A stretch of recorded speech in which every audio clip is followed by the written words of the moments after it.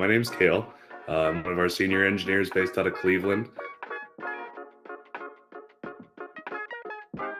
And I'm our team lead on our backend platform team. So my role is managing the work and leading the deliverables for ensuring that the health and stability of our systems are being monitored appropriately.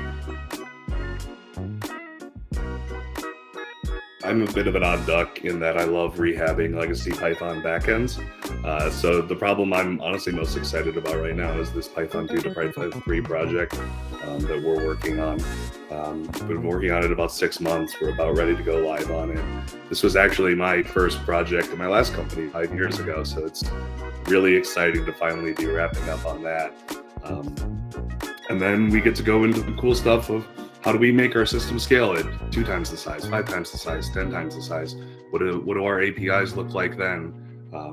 How do we make sure that the mobile and the desktop views align and are served by a scalable backend? There's a lot of tricky issues there, and it's going to be really exciting in the years to come to see how we tackle those. I, for one, find written communication to be difficult. I like to talk through problems, and so that's kind of what I've brought to my team. We've instituted a concept called a fishbowl, where engineers will just hop into a video chat, hang out there. Anyone can hop in if they have a problem, and we really try to avoid going back and forth through Slack or email on problems. Really try to jump in early, get in a call. No need for a meeting, just ad hoc, get in a call, talk it out, collaborate, and just listen to each other and figure out what the best solution is. Like I said earlier, working towards that shared truth, that shared understanding. I'm a big proponent of face-to-face, as much as possible, communication when dealing with those things. Big project my team is working on right now, and we're trying to define the metrics by which we can measure our success. And there's a lot of options there. So speaking as a platform team, there's response times, you've got your app decks, health of the queues, the CPUs of the database, and how many queries are being executed. And it's a tricky question, like which metrics are the most important, and who do you serve? Because we also, as I mentioned, have the engineers as our customers, and upper productivity is something that we're really concerned about. One of the big goals of my team is to make life easier for all of the other engineers at StyleSeat, because they're really on the forefront of serving our customers' needs, our pros and our clients, and anything that we can do to make their lives easier, the engineers, is going to have the downstream effect on the lives of our pros and clients. And that's really important. I mean, I think that's important to keep in mind, is who you're truly serving.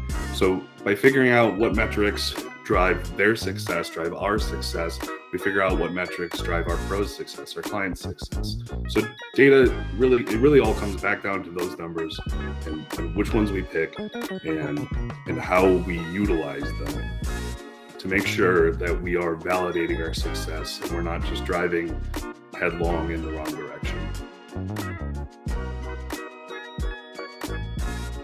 My great-grandmother actually ran a salon out of her home for a number of years. And growing up, she would always have people in there, and they would talk and they would build these connections. And I think that's what the strength of StyleSeat is in the beauty industry, is we're really trying to build those connections. I've seen their impact with my great-grandmother growing up and the joy that she brought. And if StyleSeat can make it easier for pros and clients to make meaningful connections by ensuring that we are providing the right information to the clients, the right information to the pros, to make it easier for them to find each other and build those long-lasting connections. I think that's really what StyleSeat does for the beauty industry. It was a big reason I really wanted to be successful here. It's kind of an honor of her. I saw the value that she brought, and if I can make it easier for someone to make those connections, I think that's really powerful.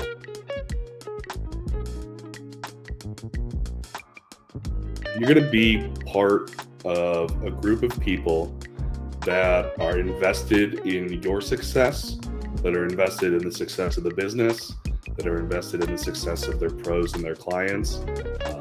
Everybody loves everybody here. Everybody's got everybody's back. And it's just so refreshing to be somewhere that everyone is trying to make the right decision using the data at hand.